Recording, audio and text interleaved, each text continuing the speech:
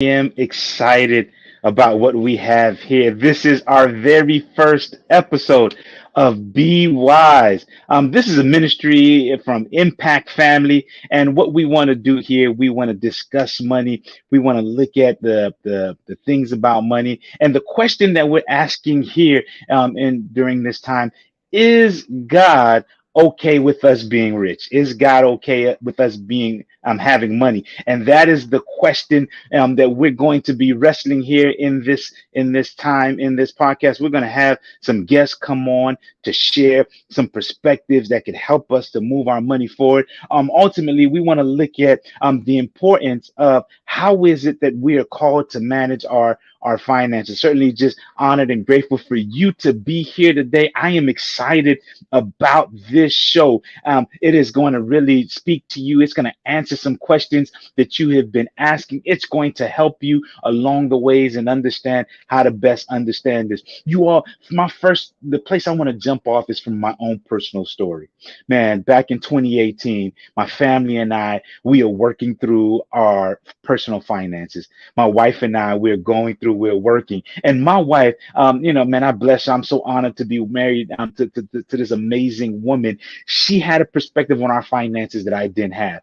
She was raising the white flag. She was trying to sound the alarm to get my attention to say, hey, what we are doing right now is not working. And of course, what do I do?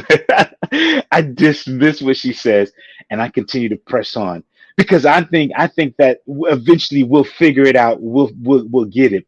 And then she keeps bringing this to our attention. And the reality was, as much as we were doing well spiritually, we were doing well in our marriage. We were going forward in our marriage, but there was still this one area that was hidden in our finances that it didn't really allow us to walk fully in the purpose of God for our lives. And so we kept it hidden. And that's just the way we had operated. And then one day I had to come to grips with where we were at financially. And I realized that we're not in a safe and secure place. More than anything, here's what got me.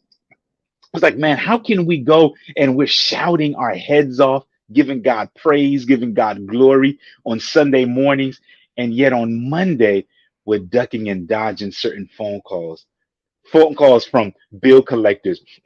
On Tuesday, when a mail comes in and it's saying that we're over past due on an amount, we're just kind of dismissing it, not walking in that. And I had to wrestle with that and understanding that and ask the question, how is it that on Sundays we're bragging about a God who sets us free, a God who owns everything that we see, a God who is greater and mightier than we may ever know, and a God who says that in every area of our lives that we have deliverance emotionally, mentally, spiritually, and physical well-being, and even financially. How is it that if we're talking about this kind of God on Sunday, that on Monday his people are experiencing this? More specifically, I was experiencing that.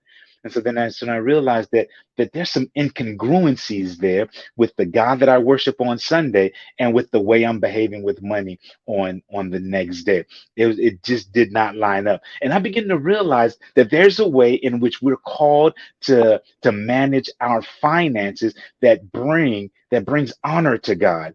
And I begin to understand that these conversations that we need to have in the church around finances, it needs to be not just to bring your tithe, not to just to bring your offering, while that act of generosity, that act of giving and commitment is in line with who God is. But I also realize that there's something that God wants to do with us here in terms of how we manage that also brings glory to God. And in some ways, it's our act of worship, right? Our act of being incongruent and our act of being congruent with what God is doing.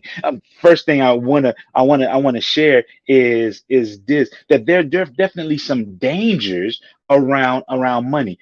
The Bible lets us know that it's the love of money that's the root of evil. The money itself is not evil, but it's the love of it. And you begin to think about, well, why is it saying the love of it? The love of it begins to show what's in our heart, right? That because as love is flowing in and through us, and it's coming from the place of heart, and if our heart is purposed specifically for that money, specifically for that thing, that the money. That's where the problem is, and we've known and we've seen it, and we might have done it ourselves if we be honest, where our heart was bent towards the money and not on God, right? Where we had made some decisions that was influenced by the finances. I know you all may have heard this before, and I've certainly heard it, that everyone has their number. Everyone has a number.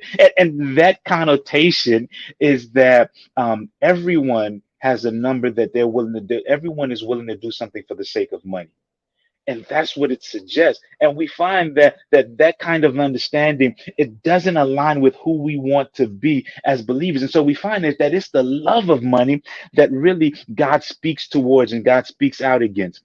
I've been doing some research on this to really find out and to hear some of the thoughts behind this thing, and asking this question: is God okay with us being rich? Is God okay with us being money? We first find out the thing about money here. It has a couple of danger. The danger is the desire to get rich, right? That's where, for me, I have to say that it resonated with me, and maybe part of the reason why I was a little bit slow at getting my finances in order in part is because I did not want the end goal for me to be just about getting money or for me to just get rich. I didn't want to get to the place of richness, right? Or financial success and do it without my family, do it without friends. I didn't want to get there and more importantly, do it outside of God, outside of knowing who God is.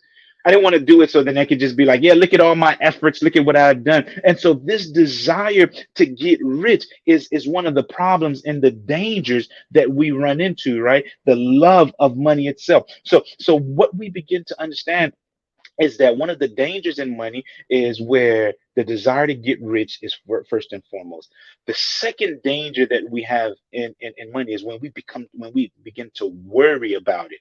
Um, God doesn't call us to worry about anything, particularly as it relates to money. So God's position is that we don't need to worry about anything. That's what God says throughout the Gospel of Matthew. Do not worry for anything, for God already knows what we need, even long before we have placed it before Him. But then when we start to worry and we find that our worry is surrounded around surrounded around money, that becomes a problem. That's when we're operating outside of the will of God, outside of who God's called us to be as good stewards. There's some more dangers in my research that I have found. I found the danger in, and some of us may understand, is the danger of trusting in God and in our wealth, the danger in trusting in our wealth more than we trust God, that our money can get us in and out of anything that we want. There's some people, based on their net worth, based on the money they have, they figure that they're better than other people. That has given them validation for who they are, and they interact with people based on the number of zeros that are in their bank account. I also want to dispel this, that not all rich people are mean, right? That's a myth that we give, that all rich people are mean. In fact, in my personal experience, I have found that wealthier people, they are very generous in more ways than we can imagine. That not all of them are stingy or mean and looking to get over on somebody. Another danger that we have with money is using your money to oppress other people, right? When we begin to think about those things, that those dangers that come with money, we begin to operate from a different place to understand and to put money in its proper perspective in alignment with who God has called us to be. God has called us to be good stewards. We are supposed to steward the things that God's entrusted us with. First and foremost, we recognize if we're going to move away from having a dangerous idea of money and having one more that's rooted in biblical principles, that's rooted in the things of God. First and foremost, we know that all that we have, it comes of thee, O Lord. All that we have comes from the Lord, that God has entrusted us with those things. That's why I love in the book of Genesis, where you get the story of Cain and Abel, right? We see these two brothers, they're bringing different kinds of offerings and sacrifices. Abel brings the such kind of sacrifice that says, Lord, thank you for how you have given to me now, and thank you for how you're going to give to me later. That's what his sacrifice suggests, that he brought his very best offering to God in this present moment as a way of saying, thank you for now and thank you for later, because all that I have, it comes from you. And so that's the first basis that we begin to understand, that everything that we have, it comes from the Lord. And if we look back over our lives and we look back over the things that we have done and accomplished, we would have seen that there would have been many resources, many times in which God has gifted us with a large sum of money at some point or another. Large to you, large to me might be relative. To you, a large sum at one time can be something as little as $1,000. Somebody right now, if they had $1,000, they would feel like they are rich, right? And some other folk, if they had $100,000 for them at one time, they would feel like for them, that's a lot of money at one time. And some people, maybe $1 million at one time, that would seem like a lot of money. But I want you to know that all that we have, that it comes from God, and God has entrusted us with those resources. And there is an expectation for how we are to operate when we have these resources. Man, this really blew me away. This really shifted the perspective on the finances, when I realized that God is first and foremost entrusting this to us, and how we manage it showcases how much we really honor God. I'm reminded of examples of people throughout the Bible when God has gifted them with something. What God does is God desires that we add value to it. He entrusts it to us, so we are good steward. The word steward certainly is a biblical word that means manager. We're not the owner, and we understand that we are simply managing what God has given to us. Right? We are simply supposed to manage it. And one of the qualities of a good steward is adding value to what has been entrusted to them. I don't know. Let me see if this could help. If this could help you. You ever let somebody borrow a car, or someone has ever let you borrow their car, right? When they let you borrow their car, or you've let somebody borrow your car, how do you return the car, right? Do you just return the car the same way that they gave it to you, or are you making sure that the tank is full? Are you making sure that the car is cleaned up? Right? Are you making sure that there's nothing in the seats, that there's nothing inside? Right? To say, hey, I know you might have given it to me one way, but when I give it back to you, I'm going to give it to you way better than you give it to me. The person who's receiving what you have given to them better than the way they gave it to you, what are they now more inclined to do later on? Right? You get what I mean, right? They're more inclined to letting you borrow their car more often later on, because they realize that, hey, when I give this to you, you don't devalue it, you don't treat it as if it doesn't matter, but you take care of it better than I can take care of it. And family, and I begin to realize that as a good steward, God is calling for us to take care of those things, and to add value to those things, right? Add value to our finances, add value to the cars that we have, to the homes that we have. Here it is. Add values even to our own very own bodies. Our bodies are not even our own. Our body comes from, it's of God. It comes from God. God has entrusted that to us, and we're supposed to take care of it unto the glory and honor of God. So, steward, first and foremost, we find that we add value to the thing that has been entrusted to us. We recognize that everything that we have comes from God, and we add value to it. And I believe that as we add value to it, God will then allow room for more to come. God will allow room for us to handle more, to manage more, because we were faithful with the thing that He gave to us. I begin to understand that an example of us really being able to take care of the things that God gives to us is beginning to, it has to multiply, and it has to stretch and spread and go further and go farther, that it could be a blessing to more people. And that perspective of understanding of money has shifted, radically shifted this thing for me. Now I am interested in engaging in and learning more about finances, more about money, and really just bringing this to you. For those of you that might be struggling with, hey, how am I supposed to understand money from a biblical perspective, from a Christian perspective? Well, I want to suggest to you that the first place we start with is understanding that we are good stewards with what God has given to us, that we are only managing, taking care of the things that God has given to us. All that we have, it comes from God, and we manage it, we take care of it. And how we take care of it is by adding value to it, right? We add value to it, we nurture it, we allow it to grow, we put it in places for it to grow, we allow it to grow so that way we can be generous with others. We don't put the money as the first thing, but rather it's the last thing, because first thing for us, our heart's desire is on the Lord. Our heart's desire is on God. And the money is not the object of our worship. It's not the object of our affection. It's none of that, right? It's the money. We begin to put it in its proper perspective as God has given to us. And the proper perspective for money, family, here's what I begin to understand: that it's for three things.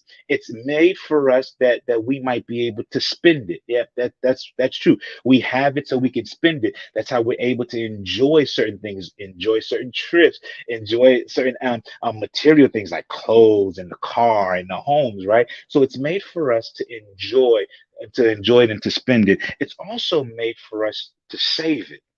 Man, that's a small thing, but big thing. We're not supposed to spend every single cent that we have, but for us, good stewards, managing well, it is to be able to save, to live under our means and save for another day. And the last thing is that we might be able to be generous and to give.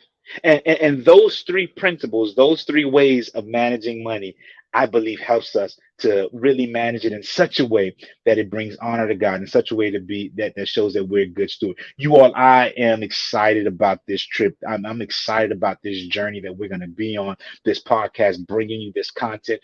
We will feature guests that will bring and highlight some of the things that they have understood, how God speaks to us in money. These guests, they're going to highlight and share some of the perspective that will help us to understand how is it that we manage money. And here is our main goal. We want you to have the money. Don't let the money have you. That's what I want to let you know. You can have the money, but don't let the money have you. Yo, my name again is Vincent Ambeau. Thank you so much for joining us on Be Wise podcast, part of Impact Family Ministry. If you want some help on this, if you want to know more, reach out to us, impact.vision. Good to see you. Peace.